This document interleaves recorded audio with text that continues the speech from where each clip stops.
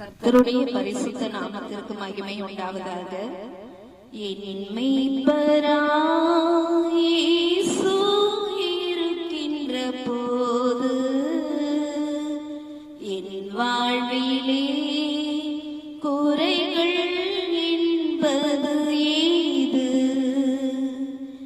என்னை அவர் பசும்புல்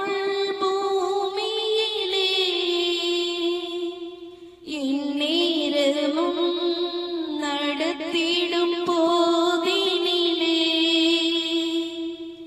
என்றும் இன்பம், ஆஹா என்றும் இன்பம், ஆஹா என்றென்றும் இன்பம் அல்லவா? என்றும் இன்பம், ஆஹா என்றும் இன்பம், ஆஹா என்றென்றும் இன்பம் அல்லவா?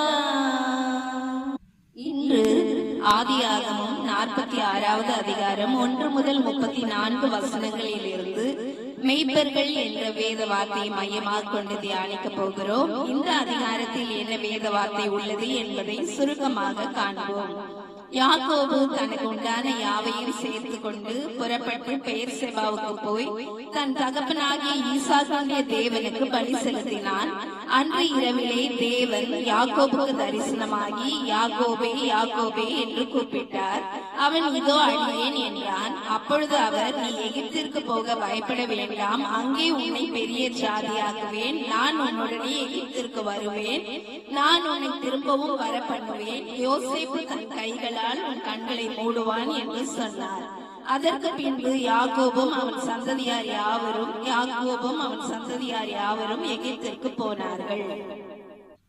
ஆக எகிப்திற்கு போன யாக்கோபின் குடும்பத்தார் 70 பேர். யோசேப்பு தன் தகப்பனாகிய யாக்கோபை சந்திக்கும்படி போய் அவனை கண்டு அவனுடைய கழுத்தை கட்டி கொண்டு வெகு நேரம் அழுதான். அப்பொழுது யாக்கோபு யோசேப்பை பார்த்து, நான் உன் முகத்தை கண்டேன், இப்பொழுது மரணம் வந்தாலும் வரட்டும் என்றான். பின்பு யோசேப்பு தன் சகோதரரையும் தன் தகப்பனுடைய குடும்பத்தாரையும் நோக்கி, நான் பார்வோனிடத்திற்கு போய் கானான் தேசத்திலிருந்து என் சகோதரனும் என் தகப்பனுடைய குடும்பத்தாரும் வந்திருக்கிறார்கள் என்றும் அவர்கள் மேய்ப்பர்கள் ஆடு மாடுகளை மேய்க்கிறது அவர்கள் தொழில் என்கிறேன் என்றான். மேய்ப்பர்கள் எல்லோரும் எகிப்திற்கு அருவருப்பாய் இருந்தார்கள் என்றான். இந்த அதிகாரத்தில் நாம் பார்க்கும் பொழுது யாக்கோபின் குடும்பம் முழுவதும் எகிப்திற்கு வந்து சேருகிறார்கள். யோசேப்பு அவர்களை பராமரிக்கிறார். அவர்கள் ஆடு மாடுகளை மேய்க்கும் மேய்ப்பர்கள், இதுதான் அவர்களுடைய தொழில். இருந்தாலும் எகிப்தியர்களுக்கு மேய்ப்பர்கள் என்றால் அருவருப்பாய் இருந்தார்கள். எகிப்தியரின் பிரதான தொழில் விவசாயம்.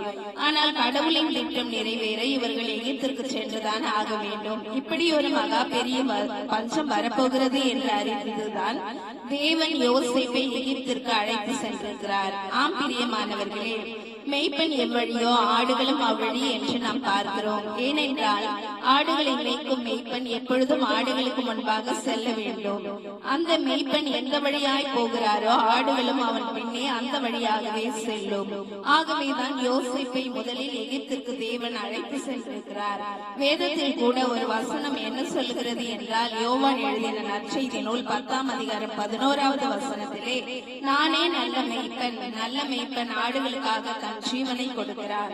ஆம், யோசேப்பு தன்னுடைய சகோதரருடைய சந்ததி வளரவும் தன் பெற்றோருக்காகவும் அவர்களை காப்பாற்றுவதற்காகவும் அந்த அந்நிய மண்ணிலே பார்வோனிடத்தில் துணிந்து சென்று அவர்களை செழிப்பாய் வாழ்வதற்கும் தன்னுடைய இனம் வளர்வதற்கும் அவர்களுக்காக ஒரு பலம் நிறைந்த ஒரு இடத்தை அவர்களுக்கு தரும்படியாய் பார்வோனிடத்தில் கேட்கிறார்.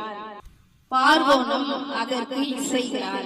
நானே நல்ல மேய்ப்பன் என்று ஆண்டவராகிய இயேசு கிறிஸ்துவை நாம் பற்றி பார்க்கிறோம். இயேசுதான் நமக்கு மேய்ப்பராகவும் மீட்பராகவும் காப்பவராகவும் இருந்து நம்மை யுத்தங்களுக்கும் பஞ்சங்களுக்கும் பலவிதமான கொள்ளை நோய்களுக்கும் நம்மை விலக்கி பாதுகாத்து நமக்காக தன் ஜீவனையும் கொடுத்து நம்மை இந்த உலகத்தில் சமாதானத்தோட சந்தோஷத்தோட வாழ வழி செய்கிறார். ஆமென். தொடர்ந்து பாருங்கள், ஆசீர்வதிங்கள், சப்ஸ்கிரைப் செய்யுங்கள். நன்றி.